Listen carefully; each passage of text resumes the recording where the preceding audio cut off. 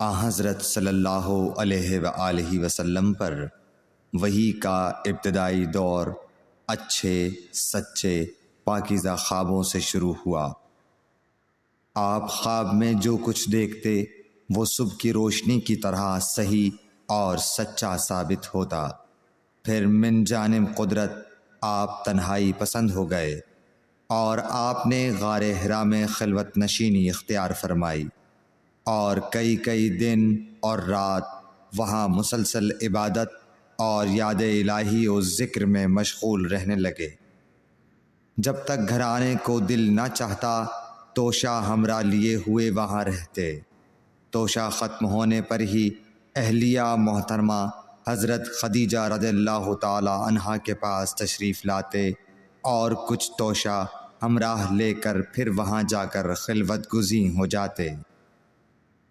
یہی طریقہ جاری رہا یہاں تک کہ آپ پر حق منکشف ہو گیا اور آپ غار حرا ہی میں قیام پذیر تھے کہ اچانک حضرت جبرائیل علیہ السلام آپ کے پاس حاضر ہوئے اور کہنے لگے کہ اے محمد پڑھو۔ آپ فرماتے ہیں کہ میں نے کہا کہ میں پڑھنا نہیں جانتا۔ آپ صلی اللہ علیہ وسلم فرماتے ہیں کہ فرشتے نے مجھے پکڑ کر اتنے زور سے بھینچا کہ میری طاقت جواب دے گئی۔ پھر مجھے چھوڑ کر کہا پڑھو۔ میں نے پھر وہی جواب دیا کہ میں پڑھا ہوا نہیں ہوں۔ اس فرشتے نے مجھ کو نہایت ہی زور سے بھینچا کہ مجھ کو سخت تکلیف محسوس ہوئی۔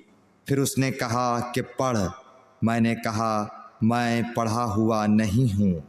فرشتے نے تیسری بار مجھ کو پکڑا اور تیسری مرتبہ پھر مجھ کو بھینچا۔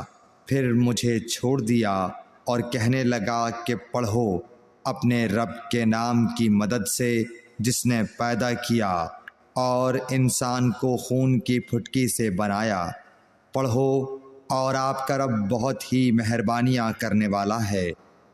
بس یہی آیتیں آپ حضرت جبرائیل علیہ السلام سے سن کر اس حال میں غار حرا سے واپس ہوئے کہ آپ کا دل اس انوکھے واقعے سے کانپ رہا تھا۔ آپ حضرت خدیجہ کے ہاں تشریف لائے اور فرمایا کہ مجھے کمبل اوڑھا دو، مجھے کمبل اوڑھا دو۔ لوگوں نے آپ کو کمبل اوڑھا دیا۔ جب آپ کا ڈر جاتا رہا تو آپ نے اپنی زوجہ محترمہ حضرت خدیجہ رضی اللہ تعالی عنہا کو تفصیل کے ساتھ یہ واقعہ سنایا اور فرمانے لگے کہ مجھ کو اب اپنی جان کا خوف ہو گیا ہے۔ آپ کی اہلیہ محترمہ حضرت خدیجہ رضی اللہ تعالی عنہا نے آپ کی ڈھارس بندھائی اور کہا کہ آپ کا خیال صحیح نہیں ہے۔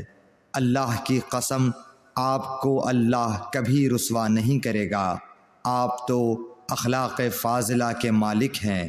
آپ تو کنبہ پرور ہیں، بے کسوں کا بوجھ اپنے سر پر رکھتے ہیں، مفلسوں کے لیے آپ کماتے ہیں، مہمان نوازی میں آپ بے مثال ہیں اور مشکل وقت میں آپ امر حق کا ساتھ دیتے ہیں۔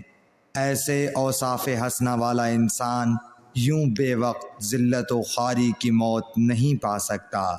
پھر مزید تسلی کے لیے حضرت خدیجہ رضی اللہ تعالی عنہا آپ کو ورقہ بن نوفل کے پاس لے گئیں جو ان کے چچا زاد بھائی تھے اور زمانہ جاہلیت میں نصرانی مذہب اختیار کر چکے تھے اور عبرانی زبان کے کاتب تھے۔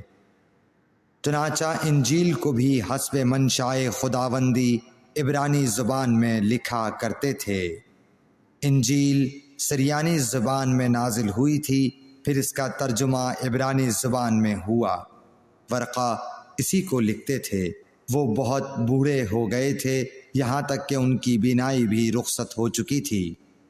حضرت خدیجہ رضی اللہ تعالی عنہا نے ان کے سامنے آپ کے حالات بیان کیے اور کہا کہ اے چچا زاد بھائی، اپنے بھتیجے محمد صلی اللہ علیہ وسلم کی زبانی ذرا ان کی کیفیت سن لیجئے۔ وہ بولے کہ بھتیجے آپ نے جو کچھ دیکھا ہے اس کی تفصیل سناؤ۔ چنانچہ آپ صلی اللہ علیہ وآلہ وسلم نے از اول تا آخر پورا واقعہ سنایا، جسے سن کر ورقہ بے اختیار ہو کر بول اٹھے کہ یہ تو وہی ناموس معزز رازدان فرشتہ ہے جسے اللہ نے حضرت موسیٰ علیہ السلام پر وحی دے کر بھیجا تھا۔ کاش میں آپ کے اس عہد نبوت کے شروع ہونے پر جواں عمر ہوتا، کاش میں اس وقت تک زندہ رہتا جب کہ آپ کی قوم آپ کو اس شہر سے نکال دے گی۔ رسول کریم صلی اللہ علیہ وآلہ وسلم نے یہ سن کر تعجب سے پوچھا کہ کیا وہ لوگ مجھ کو نکال دیں گے، حالانکہ میں تو ان میں صادق و امین و مقبول ہوں؟ ورقہ بولا، ہاں یہ سب کچھ سچ ہے، مگر جو شخص بھی آپ کی طرح امر حق لے کر آیا لوگ اس کے دشمن ہی ہو گئے ہیں۔ اگر مجھے آپ کی نبوت کا وہ زمانہ مل جائے تو میں آپ کی پوری مدد کروں گا، مگر ورقہ کچھ دنوں کے بعد انتقال کر گئے، پھر کچھ عرصے تک وحی کی آمد موقوف رہی۔ صحیح بخاری حدیث نمبر 3۔